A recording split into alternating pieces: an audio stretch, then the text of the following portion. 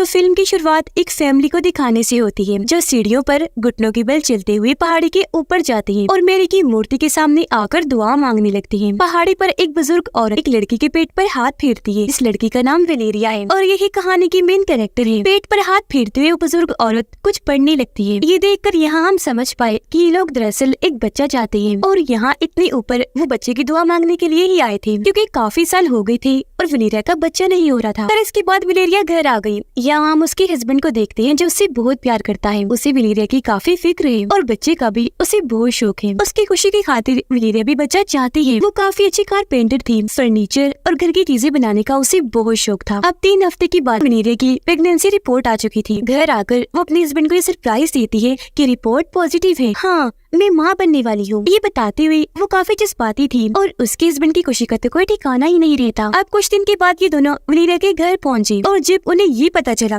कि वेलेरिया माँ बनने वाली है तो जश्न रखते हैं इस खुशी को मनाने के लिए। अब यहाँ उसकी एक बहन भी थी जो वेलेरिया को खास पसंद नहीं करती थी। वो उससे जलती थी। वो उसकी माँ बनने की वजह से ज्यादा कुछ दिखाई नहीं दे रही थी। इसीलिए सब लोग जब खाना खा रहे थे तो वेलेरिया को शर्मिंदा करने के लिए वो सबको वेलेरिया की पुरानी बात सुनाने लगी। कहती है कि एक बार पड़ोसियों ने वेलेरिया को अपना बच्चा संभालने को कहा, लेकिन क्योंकि इसके अपने बच्चे नहीं हैं, तो ये बच्चों को संभालने में बिल्कुल अच्छी नहीं है। इसने उन पड़ोसियों का बच्चा गिरा दिया। बहन की ऐसी बातें सुनना उसे बहुत बुरा लग रहा था, पर वो कुछ नहीं कहती। लेकिन दिल ही दिल में उसे बहुत गुस्सा आता है। जब वेलेरिया और उसके हस्बैंड घर जा रहे थे तो रास्ते में वेलेरिया की नजर एक औरत पर गई जो एक घर की छत पर खड़ी थी। वो लगातार उसे ही घूरे जा रही थी, लेकिन उसका चेहरा ठीक से दिखाई नहीं दे रहा था। इसलिए वेलेरिया उसे काफी हैरत भरी नजरों से देखती है। तभी अचानक से उनकी गाड़ी के पास एक लड़की आ गई जिसे वेलेरिया पहचान लेती है, क्योंकि ये दोनों पहले बहुत अच्छी दोस्ती हुआ करती थी और इतने वक्त के बाद एक दूसरे को देखकर वो बहुत खुश हो जाती है। जिसके बाद वेलेरिया और उसके हस्बैंड घर आ गए। ऐसे वक्त गुजरता जा रहा था। हम साफ साफ देख पाते हैं कि वेलेरिया को अजीब सा महसूस होने लगा था। उसके अंदर अजीब सा डर था, खास तौर पर इस बच्चे को लेकर। इतनी टेंशन में कि उसे नींद नहीं आ रही थी। फिर तंग आकर वो बेड से उठकर खिड़की के पास आकर खड़ी हो जाती है। वो देखती है कि सामने वाली बिल्डिंग पर भी एक औरत खड़ी है जो लगातार वेलेरिया को ही देखे जा रही थी। उसे देखकर वेलेरिया अपना हाथ हिलाती है कि शायद उसे भी नींद न आ रही हो, पर वो औरत हाथ हिलाने की बजाय पूरा जिस्म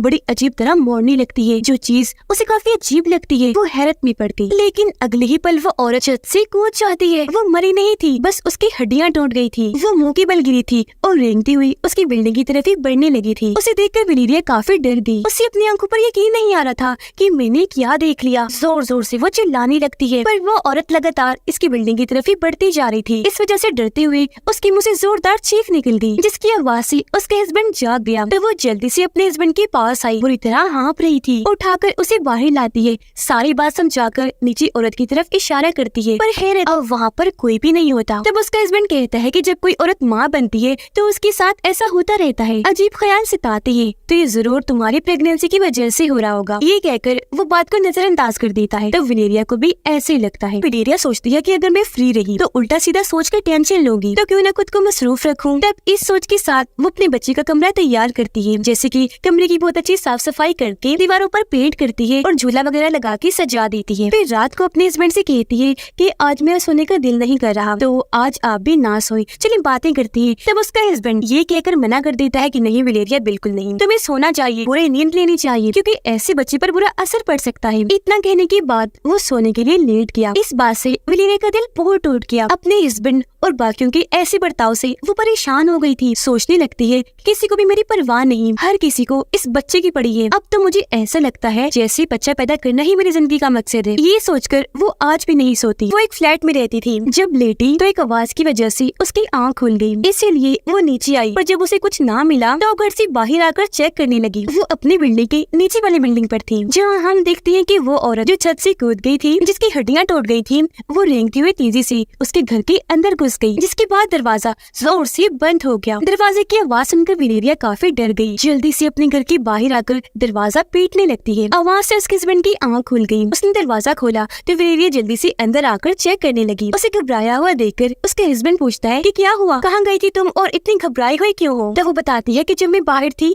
तो मैंने जोरदार दरवाजे की आवाज सुनी, मुझे लगता है घर के अंदर कोई घुस आया है। इस पर उसका हस्बैंड समझाने लगता है कि देखो ऐसा कुछ नहीं हुआ होगा, तेज हवा की वजह से दरवाजा बंद हुआ होगा। इन सारे हालात की वजह से वलेरिया काफी परेशान हो गई थी। उसको लगता है कि शायद मेरे ऊपर कोई बुरा साया हो गया है। तो अपनी मोम के साथ वो एक औरत के पास गई जो रिचुअल यानी जादू करने और इस तरह की चीजें करने में काफी माहिर थी। वो वलेरिया पर भी रिचुअल करके चेक करती है कि मसला क्या है। कहती है कि तुम्हारा बच्चा बिल्कुल नॉर्मल होगा, सब ठीक रहेगा, लेकिन साथ साथ मुझे कुछ बुरे असरात भी दिखाई दे रहे हैं, कोई मसले गड़बड़ वगैरह, पर तुम फिक्र ना करो, मैं सब ठीक करने की कोशिश करूंगी। अब दिन ऐसे गुजरते गए, लेकिन वो बुरे ख्याल वलेरिया को अभी भी परेशान कर रहे थे। जैसे कि एक दिन जब वो सोने की कोशिश करती है तो उसे ऐसा महसूस होता है जैसे वो रेंगने वाली औरत मेरे कमरे में आ गई है और उसने जोर से मेरा पैर पकड़ के मोड़ दिया है, जिससे मुझे इतनी तकलीफ हुई कि मैं फौरन चीखते हुए जाग गई। इस वक्त उसके हस्बैंड घर पर ही था। उसके चीख की आवाज सुनकर वो फौरन वहाँ आ गया, पर इस बार भी उसे बस उसका बुरा सपना ही लगता है। फिर अब यहाँ से हमें वलेरिया की पास्ट यानी माजी में ले जाया गया। उस वक्त जब वो जवान तो थी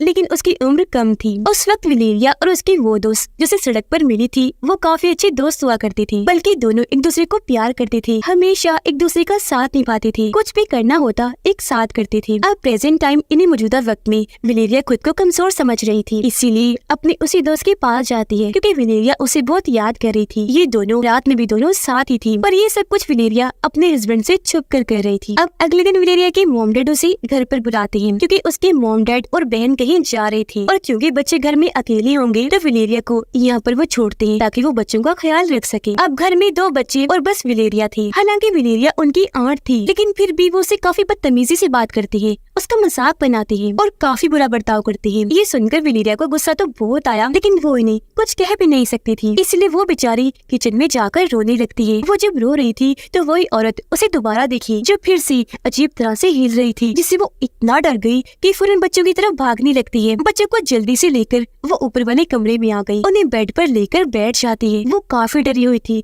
क्योंकि उसे एक डरावनी सी आवाज सुनाई देने लगी थी। उसे डरा हुआ देखकर बच्चे भी काफी डर जाते हैं। अब यहाँ हमें पता चला कि जाने से पहले वलेरिया के डैड ने उसे एक बटन दिया था, ये कहते हुए कि जब भी कोई मसला हुआ ये बटन दबा देना, तब तुम्हारी मदद करने पड़ोसी आ जाएंगे। और अब इससे बड़ी और क्या मुसीबत हो सकती थी, इसलिए वलेरिया उस बटन को दबा देती है, जिसके बाद पड़ोसी वहाँ आ गए। वो पूरे घर को चेक करती है पर वहाँ कुछ भी नहीं मिलता, लेकिन उनके डॉग को मार दिया गया था। सबको लगता है कि वो पागल हो रही है, उसका दिमागी तवाज़ुन खराब है, इसीलिए ऐसी बातें कर रही है। उसकी बहन तो उसे काफी बातें सुनाने लगती है क्योंकि जब वलेरिया उसके बच्चों को कमरे में ले जा रही थी तो बच्चों को चोट लग गई थी। तो उसकी बहन को लगता है कि उसने जानबूझकर बच्चों को चोट पहुंचाई और उन्हें डराने के लिए डॉग को मार दिया। दुखी होकर वो बच्चे के कमरे में आई और वहाँ अपना गम हल्का करने के लिए सिगरेट पीने लगती है। उसने जैसे बच्चे के झूले की तरफ देखा तो वहाँ उसे किसी का हाथ दिखा, जैसे कोई वहाँ से बाहर आने की कोशिश कर रहा हो, और फिर वो बच्चे के झूले का एक डंडा तोड़ देता है, जिससे वो इतना डर गई कि चिल्लाते हुए बाहर आ जाती है। आवाज सुनकर उसके हस्बैंड वहाँ आ गया, पर तभी उसे जलने की स्मेल आने लगी और जब इन्होंने अंदर जाकर देखा तो बच्चे के झूले में आग लगी हुई थी, उसे पूरी तरह जला दिया गया था। ये देखकर उसके हस्बैंड को वलेरिया पर ही शक होने लगा। वो कहता है कि अब तक मैं तुमसे प्यार से पेश आता रहा, लेकिन अब मुझे पूरा यकीन है कि तुम ये बच्चा चाहते ही नहीं, जब भी ऐसी अजीब हरकतें कर रही हो। इन हालात से वो तंग आ चुका था, इसीलिए अपनी मॉम को बुलाता है, जहाँ ये लोग फैसला करते हैं कि हम वलेरिया को मेंटल हॉस्पिटल में दाखिल कर देंगे बच्चे की खातिर, सिर्फ कुछ दिन के लिए, ताकि बच्चे को वो कोई नुकसान न पहुँचा दे। अब शाम को वलेरिया काफी उदास थी, इसीलिए क्लब में आ गई जहाँ सभी लोग पागलों की तरह डांस कर रहे थे। अब लोगों की भीड़ में भी उसे अजीब तरह के ख्याल आने लगे, जिससे सभी लोगों के उसे डरावने चेहरे लग रहे थे। और फिर अचानक उसकी तबीयत खराब होने लगी क्योंकि उसका बच्चा पैदा होने का वक्त आ गया था, जिसके अगले ही पल हम उसे हॉस्पिटल में देखते हैं जहाँ वो एक बच्चे को पैदा करती है। वो बिल्कुल सही सलामत पैदा हो गया था। इस बारे में उसके हस्बैंड को बताया गया तो वो फौरन वहाँ आ गया और बच्चा पैदा होने से वो बहुत खुश हो गया था। कुछ दिन के बाद दिखाया गया कि ये अपने घर आ गए हैं, लेकिन यहाँ नोटिस करने वाली बात ये थी कि वलेरिया की निस्बत उसके हस्बैंड बच्चे की देखभाल ज्यादा कर रहा था, यहाँ तक कि वो बच्चे का चेहरा तक नहीं देखती थी, क्योंकि ये सच था कि वो बच्चे को चाहती ही नहीं थी। एक रात जब वो घर थी और उसके हस्बैंड काम पर था तो बच्चा बहुत ज्यादा रो रहा होता है, लेकिन वो तो बच्चे को उठाती तक नहीं, उल्टा उसका रोना वलेरिया को परेशान कर रहा था। वो उकता गई थी, गुस्से में जोर जोर से सांस लेने लगी, आवाज सुनने से बचने के लिए चेहरे और कानों पर कपड़ा कर लेती है। उसे ये ख्याल नहीं था कि बच्चा भूख से रो रहा होगा और उसे कुछ खिला दूं। ये तो दूर की बात, वो तो उसे गोद तक में नहीं उठाती। बच्चे का रोना उसे पागल कर रहा था। उसके कानों में तकलीफ हो रही थी, फिर ये तकलीफ बढ़ते बढ़ते उसके पूरे जिस्म में फैल गई। उसकी कमर की हड्डी अपनी जगह बदलकर हिल रही थी और अजीब तरह से बाहर उभरने लगी। अब चीजें कंट्रोल से बाहर हो रही थी। इसीलिए वो अपने बच्चे को फ्रिज में रख देती है, फिर वापस अपनी जगह पर आकर मजे से सो जाती है। कुछ देर के बाद जब उसे होश आई तो बच्चे का ख्याल आते ही कूदकर वो बेड से उठती है और हर जगह बच्चे को ढूंढने लगी, क्योंकि उसे याद नहीं था कि मैंने उसे कहाँ रख दिया। खिड़की भी खुली थी, उसने सोचा कि मैंने शायद बच्चे को गिरा दिया होगा। अब जब वो फ्रिज खोलती है तो बच्चा मिल गया, जो जिंदा था और खुशकिस्मती से बिल्कुल ठीक भी। उसे गोद में लेकर वो रोने लगती है।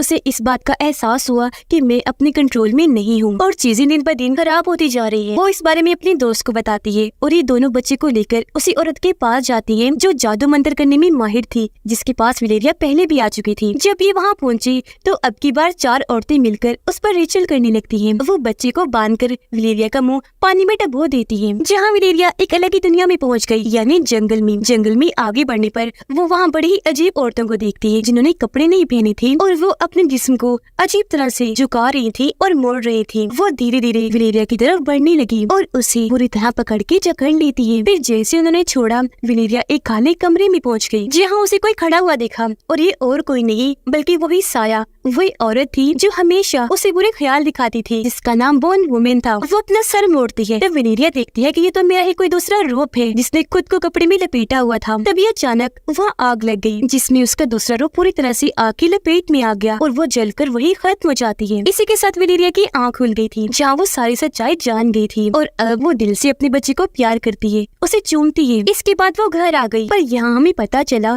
कि वलेरिया कभी भी ऐसी जिंदगी नहीं चाहती थी। ना वो शादी करना और ना ही बच्चा पैदा करना चाहती थी, बल्कि अपनी आजाद जिंदगी अपने दोस्त के साथ गुजारना चाहती थी। इसलिए आज वो अपने हस्बैंड और अपने बच्चे को अलविदा कहकर चली जाती है, क्योंकि वो जानती थी कि मैं ये जिम्मेदारी नहीं निभा पाऊंगी। वलेरिया इस जिंदगी से तंग थी, क्योंकि जो वो नहीं चाहती थी, जैसे शादी और बच्चा, उसे उस हिसाब से चलना पड़ रहा था। यही वजह है कि उसे हर तरफ भूत शैतान दिखाई दे रहे थे, वो भी उसके अपने ही रूप में। ऐसा लग रहा था जैसे उसे शैतानों ने जकड़ लिया हो। इसलिए जब वो होश में आई तो सब कुछ जान गई थी, क्योंकि उसका डिप्रेशन, टेंशन बाहर आ गई थी। उसे समझ लग गई थी कि मुझे क्या करना चाहिए, और उसके रूप के बार बार नजर आने का मकसद भी यही था कि वो वलेरिया को समझाने की कोशिश कर रहा था कि तुम्हें इस जिंदगी को छोड़कर अपनी असली जिंदगी अपने दोस्त के पास चले जाना चाहिए, क्योंकि ऐसे घुट घुट कर तुम नहीं जियोगी। इस फिल्म की कहानी इधर ही खत्म हो जाती है।